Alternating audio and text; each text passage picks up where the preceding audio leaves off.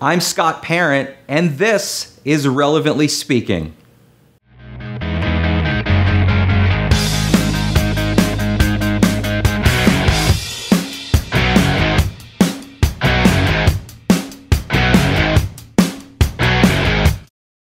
Hey everybody, welcome to Relevantly Speaking.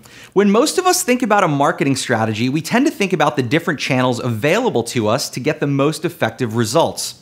Now in the online world, we have organic and paid search, email, social media, display ads, the list goes on and on. Well, today we're talking to Don Batsford of 31 Media about some of the key differentiators between specifically paid search and social media. Tell us a little bit about 31 Media. So 31 Media is a search marketing firm where we're pretty flexible about the way we get paid. We can take either a percentage of the goods being sold or a percentage of the media being spent. So that allows us to either be, say, a traditional marketing agency where we're getting the percentage of spent, or an affiliate where we have an upside that's equal to the goods being sold.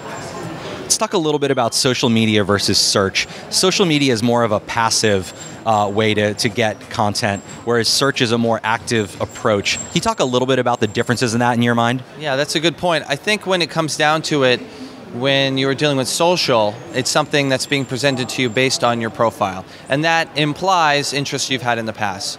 Search is a very unique experience where you're going into the search box and you're asking for something that you might not have a experience with or be knowledge of, so you're actively looking for that. With social, you have the ability to go after something where maybe the person has profiled themselves, whether they're single, heterosexual, if they have interests in certain things in the past. But a lot of those goods will pass. Children grow up and people move on.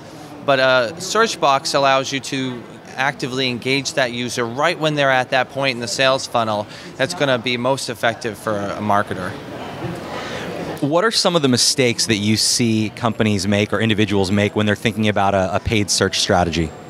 So with paid search, I think what we really try to do is we try to keep things based on metrics.